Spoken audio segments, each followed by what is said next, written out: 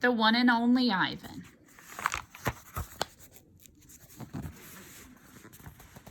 A plan. It's been 2 days since anyone's come to visit. Mac is in a bad mood. He says we're losing money hand over fist. He says he is going to sell the whole lot of us. When Thelma, a blue and yellow macaw, which is a kind of bird, demands, "Kiss me, big boy," for the 3rd time in 10 minutes, Mac throws a soda can at her. Thelma's wings are clipped so that she can't fly, but she still can hop. She leaps aside just in the nick of time. "Pucker up," she says with a shrill whistle. Mac stomps to his office and slams the door shut. I wonder if my visitors have grown tired of me. Maybe if I learn a trick or two, it will help. Humans do seem to enjoy watching me eat. Luckily, I am always hungry. I am a gifted eater. A silverback must eat 45 pounds of food a day if he wants to stay a silverback. 45 pounds of fruit and leaves and seeds and stems and bark and vines and rotten wood. Also, I enjoy the occasional insect. I'm going to try to eat more.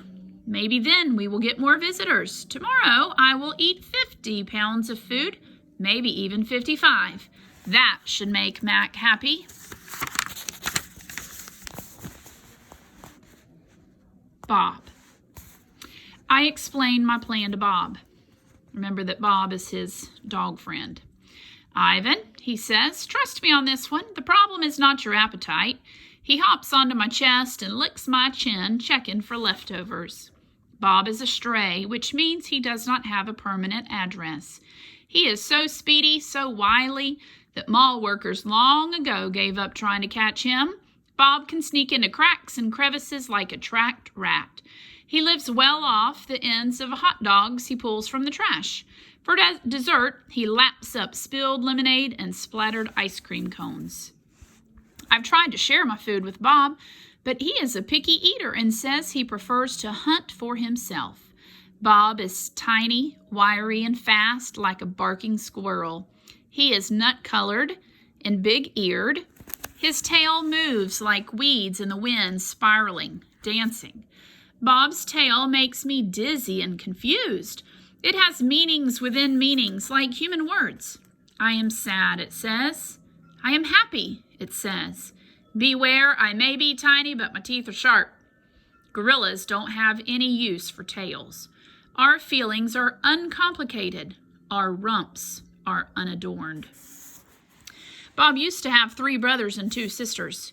Humans tossed them out of a truck onto the freeway when they were a few weeks old. Bob rolled into a ditch. The others did not. Poor Bob.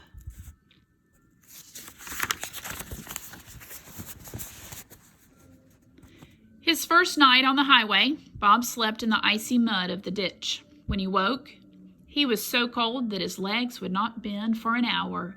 The next night, Bob slept under some dirty hay near the Big Top Mall garbage bins. The following night, Bob found the spot in the corner of my domain where the glass is broken. I dreamed that I'd eaten a furry donut, and when I woke in the dark, I discovered a tiny puppy snoring on top of my belly. It had been so long since I'd felt the comfort of another's warmth that I wasn't sure what to do. Not that I hadn't had visitors. Mac had been in my domain, of course, and many other keepers. I'd seen my share of rats zip past, and the occasional wayward sparrow had fluttered in through a hole in my ceiling, but they never stayed long. I didn't move all night for fear of waking Bob. Wild. Once I asked Bob why he didn't want a home. Humans, I'd noticed, seemed to be irrationally fond of dogs, and I could see why a puppy would be easier to cuddle with than, say, a gorilla. "Everywhere is my home," Bob answered. "I'm a wild beast, my friend, untamed and undaunted." I told Bob he could work in the shows like Snickers, the poodle who rides Stella. Bob said Snickers sleeps on a pink pillow in Mac's office. He said she eats foul-smelling meat from a can.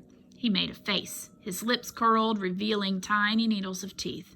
"Poodles," he said, "are parasites." I wonder if there's a little jealousy there Maybe not, but with Snickers, the little poodle who gets to ride on the elephant in the show gets to sleep on a pink pillow in Mac's office.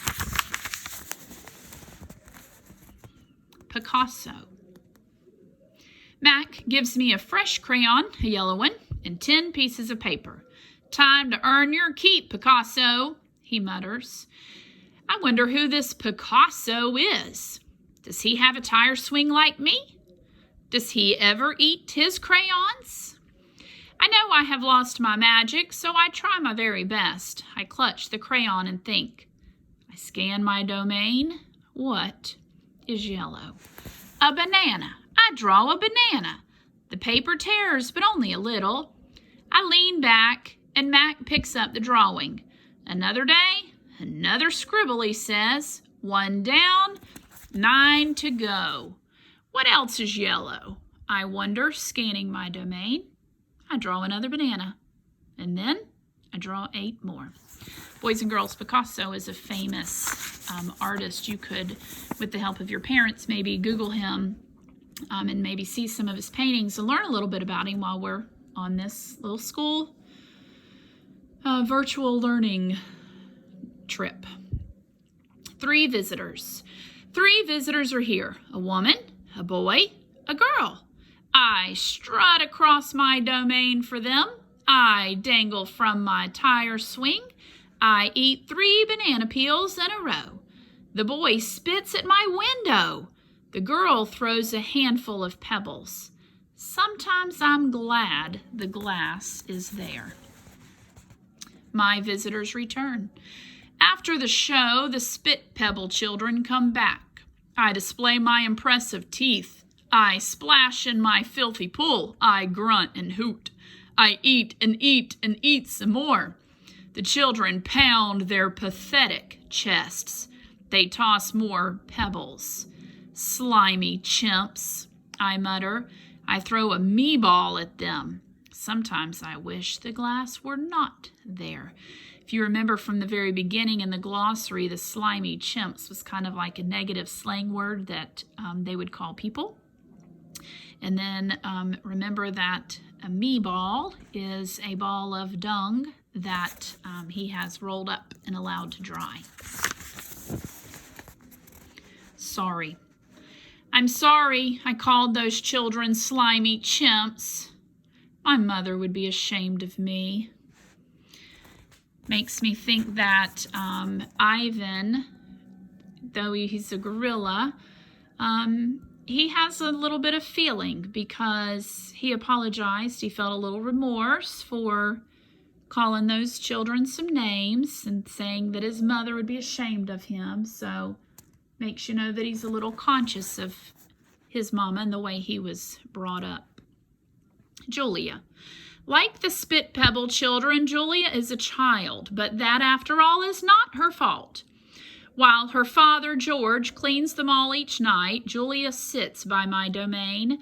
She could sit anywhere she wants, by the carousel, in the empty food court, on the bleachers coated in sawdust. But I am not bragging when I say that she always chooses to sit with me. I think it's because we both love to draw. Sarah, Julia's mother, used to help clean them all, but when she got sick and grew pale and stooped, Sarah stopped coming.